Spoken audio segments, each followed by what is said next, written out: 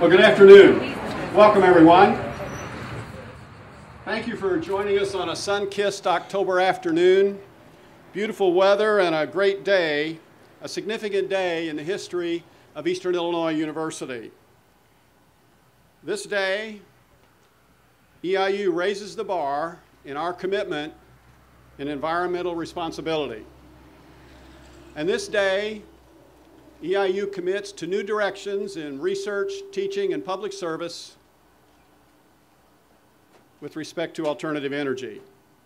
And this day, EIU thanks everyone who has made this project possible. And by everyone, I want to go through a list here, and hopefully I won't miss anyone. But the students, the faculty, the staff of EIU, the General Assembly, the Office of the Governor, elected and appointed public officials, our Board of Trustees, Honeywell Incorporated, the Illinois Board of Higher Education, and the Charleston community, all of whom helped bring this project to fruition.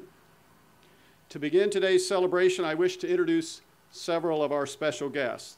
First and foremost, and this doesn't happen very often because Linda doesn't like the attention, but I'd like to introduce my wife, Linda Perry.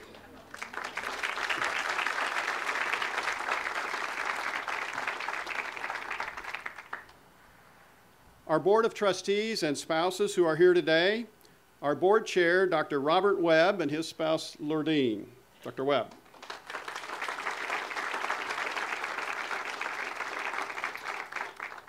Ms. Julie Nimmons, Board of Trustees, and her husband, Ken.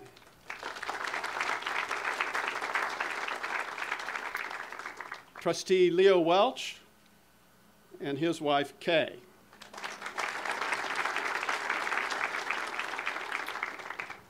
Roger Cradaville and his wife, Mary.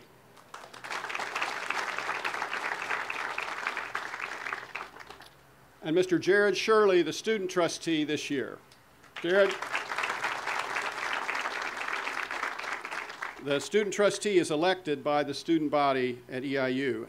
And we have a former student trustee here who was actually a student trustee for 2 years running, elected 2 years in a row to be the student trustee. Eric Wilbur, he's now a law student at SIU, but he was, Eric was instrumental in this project in getting it through Springfield and working with many offices over there. So Eric, special debt of thanks to you. Also today,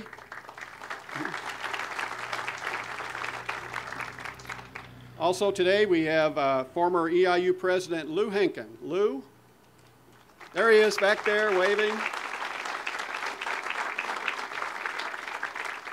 I saw Lou in the food court in the student union today. He was with some other faculty members in his department, and he said, well, Bill, I'll be there, I'll wear a jacket, but I'm not wearing a tie. And I said, well, that's the privilege of your rank, Lou.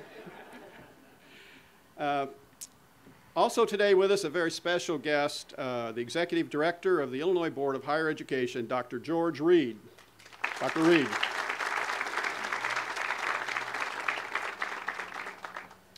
We have some state representatives and a state senator with us today. I want to introduce them as a group right now, and then I'll say more by way of introduction later when a couple of them will be giving remarks. But I want to thank State Representative Roger Eddy from Hudsonville. Roger. Representative Chapin Rose from Mahomet. And I believe Senator Dale Ryder from Mattoon will be here later this afternoon. I also want to introduce Scott Linsick, the president of Lakeland College. Scott, raise your hand, please. Lakeland and EIU are partners in energy, and we're working together on a lot of different fronts, and you're going to be hearing more and more about that in the future. Now it's my pleasure to introduce our speakers for today. First, Mr. Donald Cathan, Area Director, U.S. Department of Commerce, Economic Development Administration. Donald Cathan is an Area Director within the Chicago Regional Office of the U.S. Department of Commerce, Economic Development Administration, with responsibility for a six-state region, including Illinois, Indiana, Michigan, Minnesota, Ohio, and Wisconsin. Mr. Cathan guides EDA investment decisions for construction projects which help create jobs and leverage private sector investment. Mr. Cathan has served in the federal government for the past 22 years and is a former commissioned officer in the United States Air Force. Mr. Cathan is a native of Chicago and holds a Bachelor of Science degree in electrical engineering from the University of Illinois at Chicago, as well as an MBA from Wright State University in Ohio. Please welcome Mr. Cathan.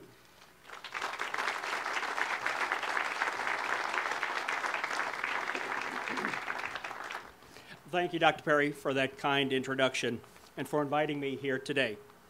And good afternoon, ladies and gentlemen. My name is Don Cathan with the Chicago Regional Office of the U.S. Department of Commerce, Economic Development Administration. Truly is a pleasure to be here today for the grand opening of Eastern's Renewable Energy Center.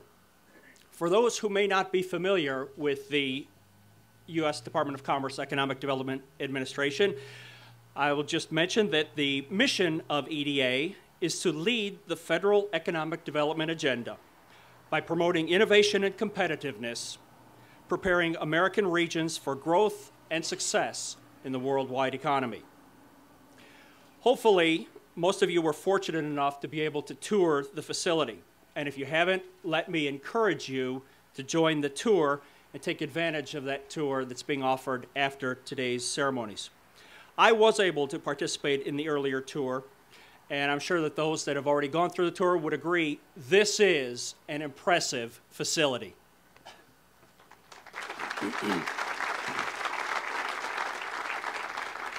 It truly is a success story on a number of different levels. Not only is it the largest biomass renewable energy project in the country, and not only will it significantly reduce Eastern's annual electricity consumption while eliminating thousands of metric tons of carbon dioxide emissions from the atmosphere, but perhaps just as importantly, it highlights an example of a successful partnership between private business and a public university that in large part contributes to regional economic development by driving innovation and technology commercialization and supporting high-wage, high-skilled jobs in the process. Indeed, it speaks to the broader role that universities such as Eastern have to play in our economy as it relates to renewable energy, whether it's through fundamental research and development, like that which takes place within Eastern's Office of Research and sponsored programs, or through technology training and environmental education, like that available through Eastern's Gregg Technology Center, or through technology incubation and technology transfer. Universities like Eastern are at the forefront of moving technology from the laboratory to the living room.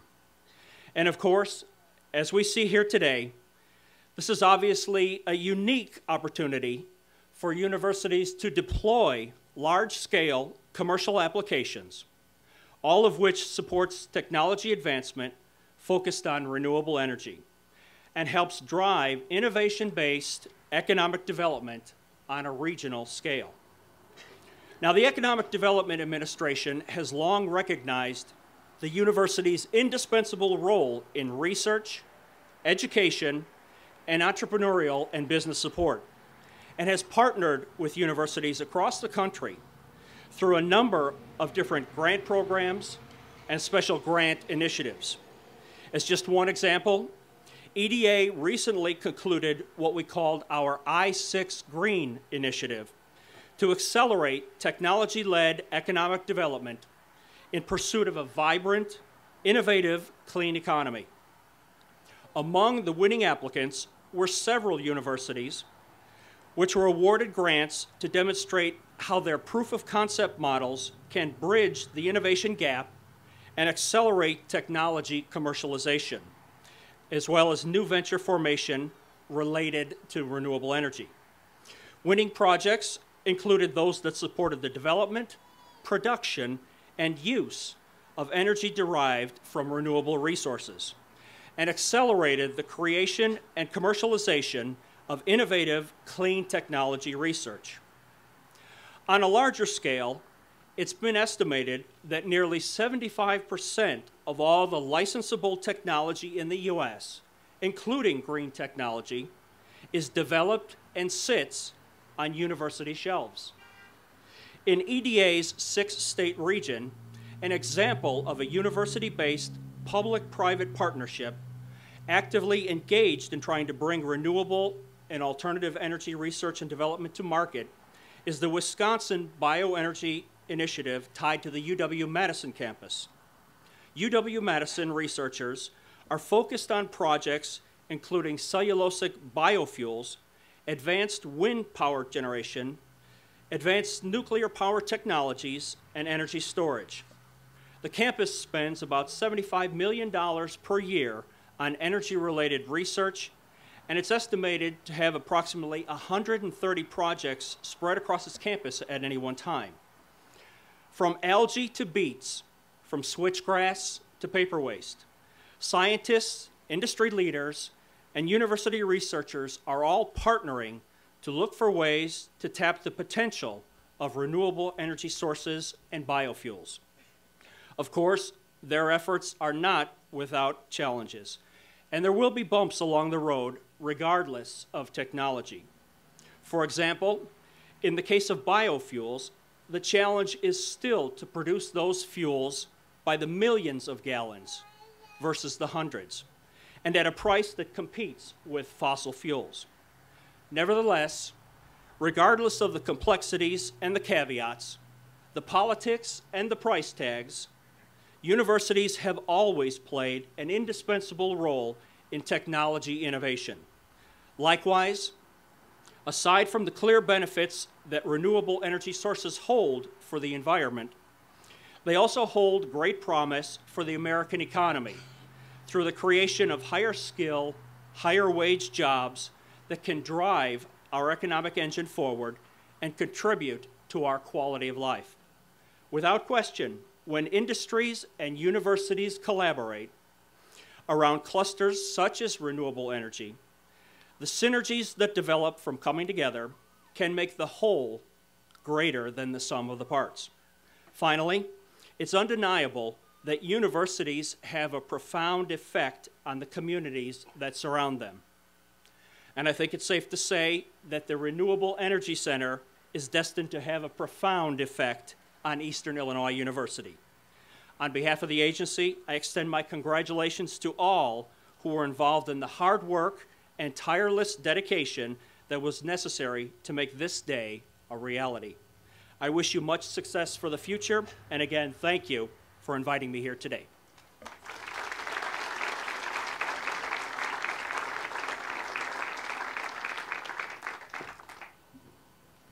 Thank you, Don. And I'm certain you're going to be hearing more and more about EIU's efforts in research and teaching, public service, and technology transfer in the years to come, because that's our commitment. I'd now like to introduce Mr. Paul Orzeski. Paul is the president of Honeywell Building Solutions. Paul Orzeski serves as president of Honeywell Building Solutions Incorporated. He began leading the HBS operation in March of 2008. He served as vice president, business integration for the handheld products acquisition, vice president and general manager of Honeywell Process Solutions at Honeywell International Incorporated. He has also served as regional general manager for the Eastern United States. From 2002 to 2003, Mr. Orzeski served as the general manager of the Honeywell Process Solutions Global Industrial Services. He also has served in leadership positions in information technology, sales and operations for Honeywell in Chicago, Phoenix, and Toronto for 17 years. Mr. Orzeski has an engineering degree from the Illinois Institute of Technology and an MBA from DePaul University. Please welcome Mr. Paul Orzeski.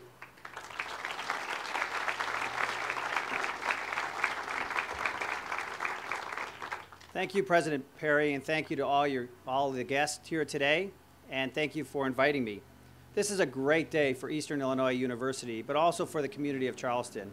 I know you're all proud of the Renewable Energy Center, and you really should be. This is a great story of cooperation on many, many fronts. Honeywell, you may have heard of us from our thermostat in your home, but we provide energy solutions in many different facets, whether it's in the aerospace industry, commercial, industrial plants. The business I lead, about 80% of what we do drives energy efficiency and takes advantages of new sustainable technology.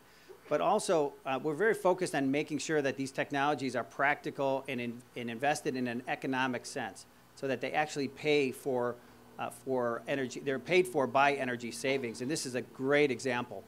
Our business is global. I travel the world every month. I'm in a different corner of the world, and I can tell you, in working with a lot of universities, this is the best example of using renewable energy combined with energy efficiency programs across the campus. And right here down in Charleston, Illinois, with an opportunity to maybe change the landscape of how the sustainable fuel for this plant, for the steam plant, are actually grown and shipped to. If you had a chance to tour the facility, you saw that the process starts with wood chips from forests. And there's a lot of research into what is the best possible fuel that could be used in this application. It's a great opportunity for the university and the local agribusiness community to get together to understand, not only from a technology standpoint, how we can look for alternative fuels, but how we can solve the economic challenges of aggregating and shipping those fuels to this facility and others. It's a great opportunity for the agricultural community. Buildings, such as those on campus, account for about 40% of energy use and 70% of the electrical use in the United States. And it's a well-known fact that well over 30% of that energy is wasted. Eastern Illinois University had been benchmarked as one of the top universities across Illinois for its energy efficiency improvements over the last number of years. They put that in place prior to investing in the Renewable Energy Center. Too often we see people addressing energy efficiency challenges with a very glamorous renewable energy project, such as wind turbines or large solar fields, but they haven't addressed the fundamental issues on campus or in the facilities. They've been working on that for the last 10 years. And even at that, this Renewable Energy Center will reduce the carbon footprint, the carbon emissions of the campus by 80% from where it was. And it will use 50% less energy as a result of this project. Just a phenomenal example of what can be done. If you had a chance to tour the facility, you saw that it's a great example of using every possible aspect of this new technology in the best way possible. We take the wood chips into a gasifier, a very clean burning fuel, where we then drive the steam turbines. We actually use those turbines to generate some electricity, as well as a couple of solar arrays to generate electricity for the Renewable Energy Center itself. A big major aspect during the planning and the project delivery of this center was working closely with the community to make sure that the aesthetics of what was being built fit in with the community of Charleston. And I'd like to thank the community for their active involvement in helping us design such a wonderful looking facility. As I said, I've traveled the world, and I guarantee you this is the best looking steam plant anywhere.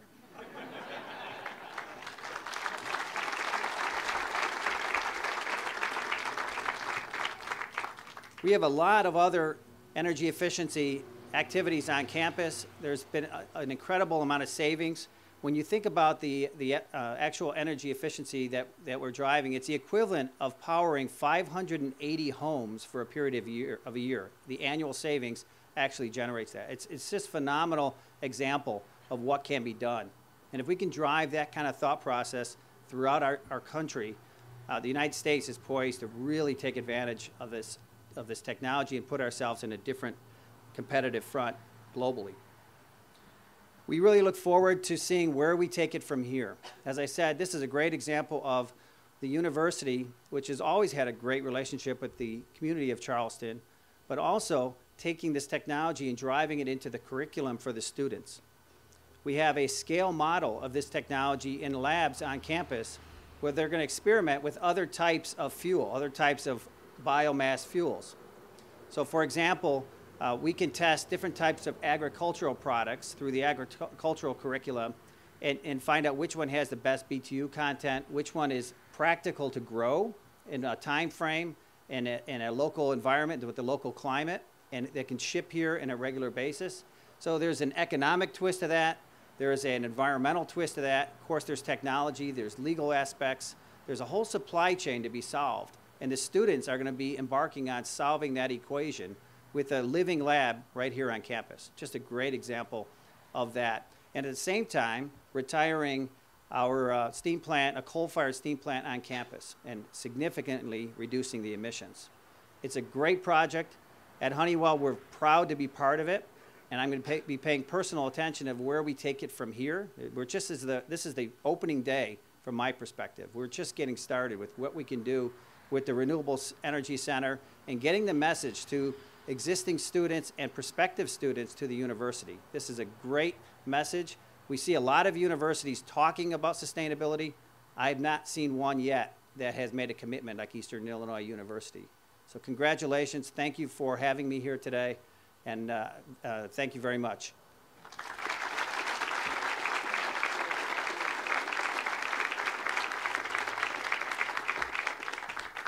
Thank you, Paul. I think you can tell from Paul's remarks, he knows what's going on here at EIU. I mean, that's the investment, the mental investment that Honeywell is making in the future of this project and all the spin-offs at EIU. So it's been a great partnership with Honeywell. We really, really very much appreciate not only that, but the fact that you're committed to seeing the future together with us here at EIU, including, and thank you for arranging connections with your research arm, and we're looking forward to continuing to work in that direction. And I would add to those of you who are here in the agricultural sector, you know, we've been working with some of you over the last couple of years looking at possibilities for other kinds of biomass, and that's moving forward. Our next speaker is Ms. Lisa Bonnett. She's the interim director of the Illinois Environmental Protection Agency, and she brings greetings today on behalf of the Environmental Protection Agency of Illinois, but also on behalf of Illinois Governor Pat Quinn, whose schedule did not allow him to be here today. Lisa Bonnett was appointed interim director of the Illinois Environmental Protection Agency effective March 3rd, 2011 by Governor Pat Quinn. She previously had served as the acting deputy director since January of 2008, responsible for the day-to-day operations of the agency, including management of the regulatory programs and administrative and business functions. As acting deputy director, Bonnett was responsible for the successful implementation of several major cost and emergency initiatives. Bonnett has also served as the Illinois EPA's chief financial officer since October 1995. In that position, she has been responsible for managing the agency's complex budget allocations from several federal grant and permit fee special funds, as well as writing and reviewing grant proposals, contracts, reviewing expenditures, revenues, and proposed budgetary initiatives. She also had day-to-day leadership oversight of the Illinois EPA's implementation of more than $500 million in local wastewater and drinking water infrastructure projects financed with the American Recovery and Reinvestment Act funds. Those projects met or exceeded all federal deadlines and accountability requirements, while creating thousands of jobs and much-needed community improvements across the country. Bonnett has a BA and an MBA from the University of Illinois at Springfield. Please welcome Lisa Bonnett.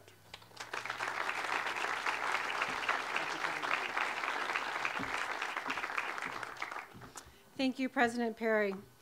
On behalf of Governor Pat Quinn, it is my privilege to congratulate Eastern Illinois University on its grand opening of your Renewable Energy Center. It is not only an outstanding accomplishment for Eastern Illinois University and your corporate partner, Honeywell International, but a potential model and inspiration for both public and private facilities throughout the state and the nation. As you know, clean and green renewable energy has been a passion and focus of Governor Quinn for many years. As governor, he has made it a priority through signing executive orders and supporting important legislation that allowed this project to go forward. In the governor's State of the State speech last year to the Illinois General Assembly, Governor Quinn stated that his goal was that we don't want to build one building in Illinois, not one public building, one school, one university building, one building of any kind, without making it efficient, that it's LEED certified, and that it's sustainable. The EIU Renewable Energy Center checks all of those boxes mentioned by Governor Quinn. It is on track to receive gold level certification. You have a facility that is a renewable biomass, that uses renewable biomass as its fuel, and for the 2 primary boilers, has efficient gasification technology and a natural gas backup for others. One of our primary missions and regulatory responsibilities at the Illinois EPA is to ensure cleaner air, and we are pleased to work with Eastern Illinois University and Honeywell in issuing permits for this new facility that will result in the elimination of at least 42 tons per year of sulfur dioxide emissions.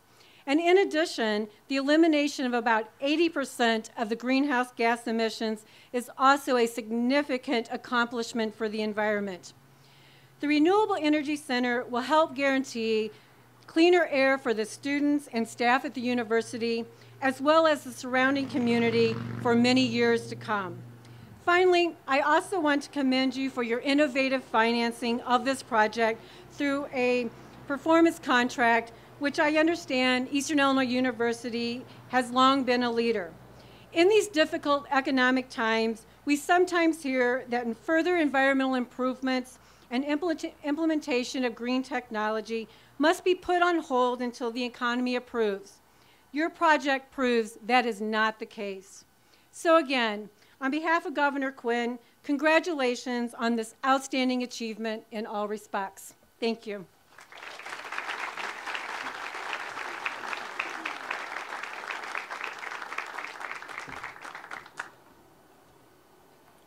Now it's my pleasure to introduce State Senator Dale Ryder from the 55th District. He's the Deputy Republican leader, and he's an EIU alum. He ran track here. He's still in great shape, and he's coaching runners right now.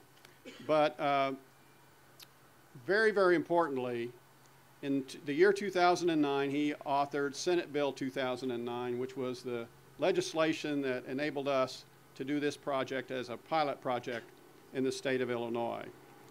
So Dale, we thank you very much for your leadership in that role. I do want to mention to everyone here that Dale has several important committee assignments in the legislature. I'll try to speak louder than that tractor coming down the road. He is on the assignments committee. On the executive committee, he's a minority spokesman for that, and the redistricting committee, he's the minority spokesperson on that.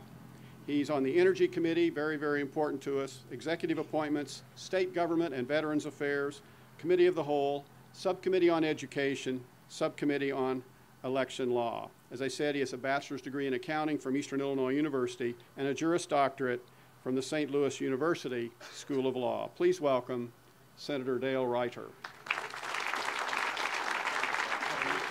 Yeah, it's good to see you. Yeah.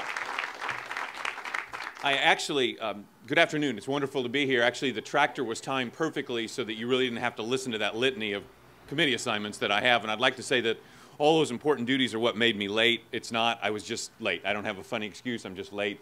But it's good to be here. I want to thank a couple people.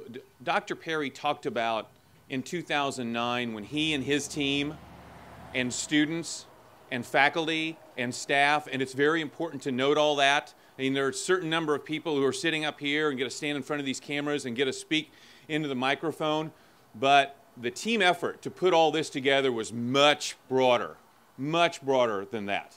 And when they came to see myself and Representative Rose and Representative Eddy in 2009 to say, this is what we want to do. We want to make things better for our campus. We want to better serve our students, but you need to help us do this.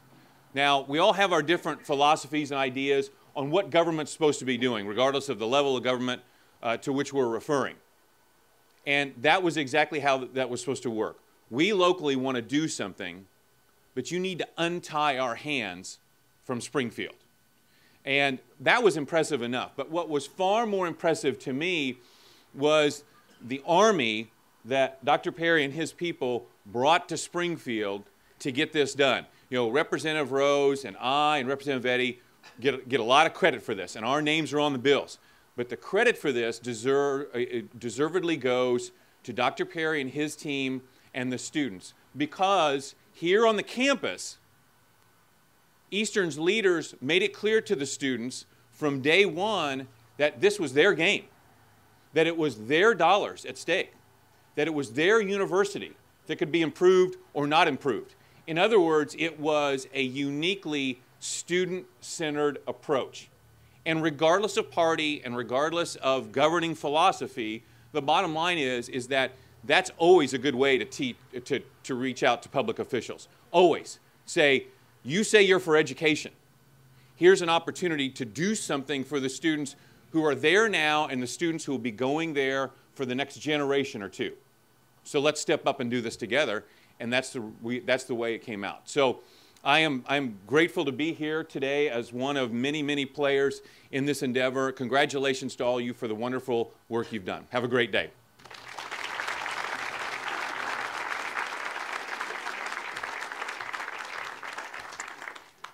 Thank you, Dale. Well, our next speaker, we're very pleased to have State Representative Chapin Rose here from the 110th District, but we're even more pleased that he brought his mother, Harriet Rose. Where are you sitting? Would you please stand if you wouldn't mind so we can all recognize your presence today?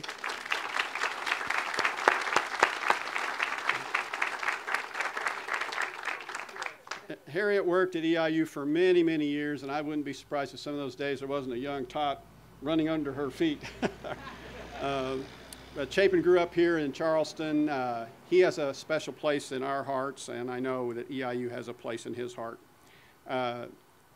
Chapin has represented EIU very, very well in the state legislature. He's had many committee assignments, current assignments of appropriations and higher education. He's the Republican spokesperson in that committee. Environment and energy, financial institutions, environmental health, insurance, and redistricting. He was born December 27, 1973. That's just to emphasize his youth. He has a bachelor's degree from the University of Illinois and a Juris Doctorate from the University of Illinois Law School, a great friend of EIU. Chapin Rose.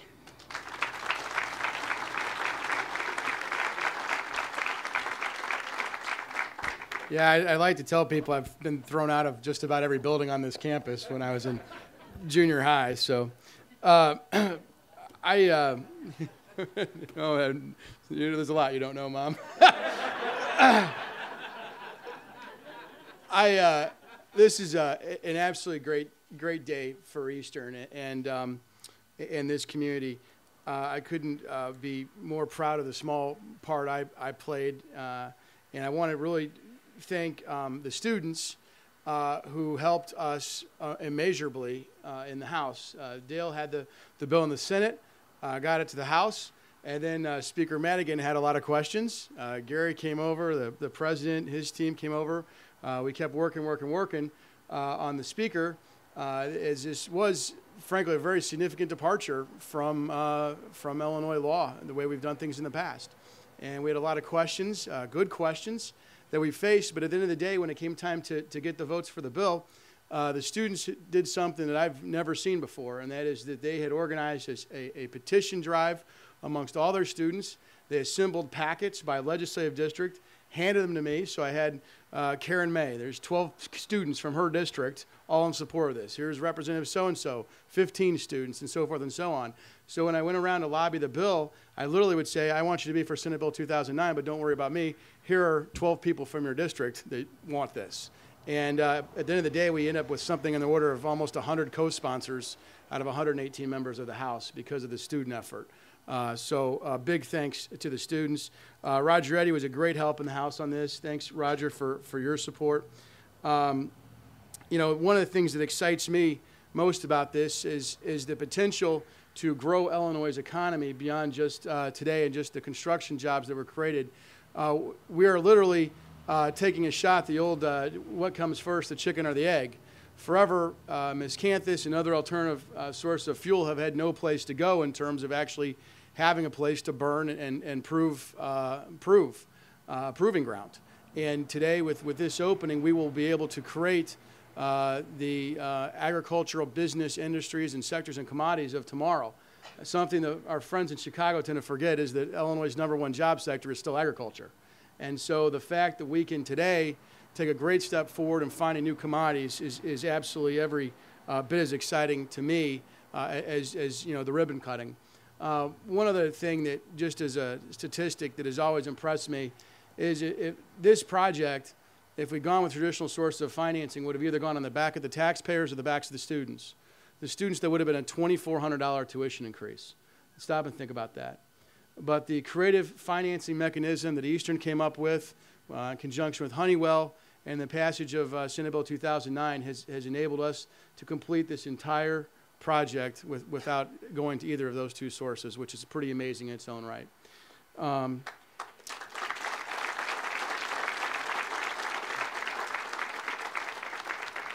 I don't want to belabor the point, but I do want to take just a minute to tell you how much this community means to me. I did grow up running around the campus here, how much this county means to me and how much this university means to me. It does not surprise me at all that this $72 million project came as an idea out of Coles County, out of Eastern Illinois University, and it's here today. And having grown up here, it doesn't shock me at all. Good old-fashioned, you know, Yankee ingenuity, American know-how. We will get this thing done, and you did. So congratulations, Eastern.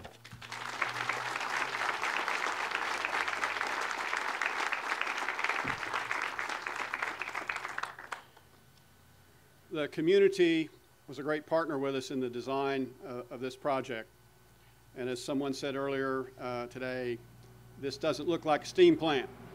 And one of the reasons it doesn't is because of the conversations we had with the community. So I want to thank every member of the community who's here, who participated in all of those meetings, or even if you didn't, thanks for all the input you gave us. And representing the community of Charleston today, we have Mayor John Enyart. John was elected as mayor of Charleston in April of 2005. But prior to his election to office, John held the position of chairman of the Charleston Fire and Police Board. Now, the Enyart family has been in business in Charleston since 1921. They've always been very important and very active in this community. They truly love the community. John is a member of the local Elks and Moose Clubs and a past president of the Charleston Jaycees. He stepped down in 2005 after serving as a volunteer firefighter for the Lincoln Fire Protection District for over 18 years. John, I didn't know this about your history. Now I understand where you get your energy. Having been a firefighter, you have my admiration and respect for that. He is a member of both the Charleston and Mattoon Chambers of Commerce and is a past director of the Charleston Chamber. John's duties as mayor include representing Charleston on various boards and commissions in and around the area. Among them are Coles Together, Coles Connected, Coles County Regional Planning, and my EIU President's Cabinet. John, please come to the microphone and let's hear your remarks.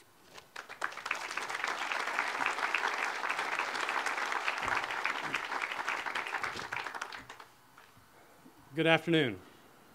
President Perry, I really do appreciate the invitation to speak today and for your continued efforts to ensure and include the city of Charleston in the world of EIU.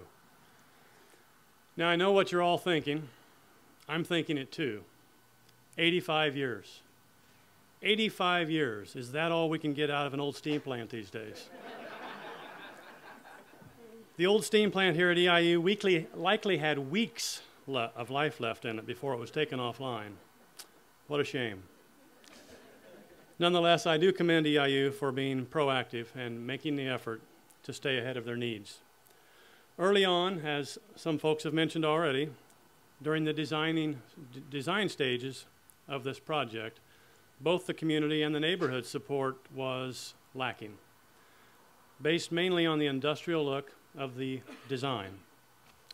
President Perry was instrumental in throttling back the process long enough to gather input from the community and sent back the plan where meaningful changes were made to design that not to design to make to the design that not only softened the look of the project, but brought the building design more in line with what the community has come to expect from EIU. I guess you could say we're a bit spoiled, as there are many significant buildings that are part of our community here on Eastern's campus. President Berry personally presided over some of these public meetings out in our community. He listened and he acted. Thank you, Bill. Appreciate that. I'd also like to thank EIU for showing us that green initiatives are here to stay, for leading by example, and for finding creative ways to finance the project like this without, as others have mentioned, without shouldering the taxpayers or the students with the tab. These efforts will help continue to make EIU competitive, which will directly affect and benefit our community for years to come.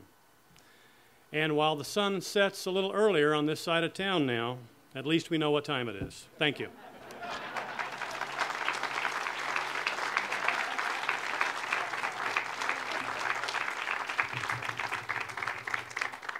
Thank you, John. We do have great collaboration with the City of Charleston on many, many things, and I appreciate very much all of that collaboration.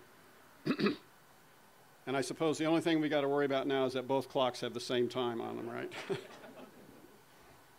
Well, now it's time to cut the ribbon. I'd like to invite to the front here and thank for their hard work the individuals who will cut the ribbon, appropriately colored green, since this is a green facility. Gary Reed, Director of Facilities Planning and Management. Gary?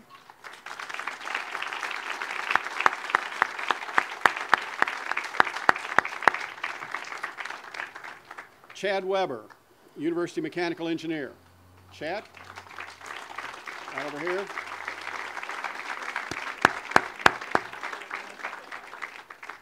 Ryan Siegel, Energy and Sustainability Coordinator. Ryan? Ryan's even wearing a green shirt. Mike Waddell, Chief Plant Operating Engineer. Mike?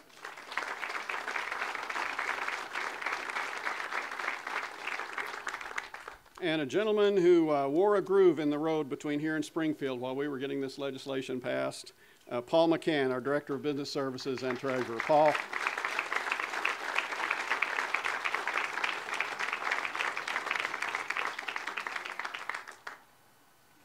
So who has the scissors?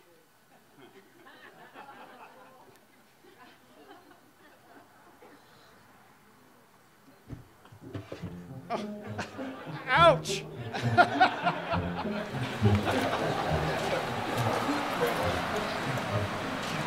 Here we go.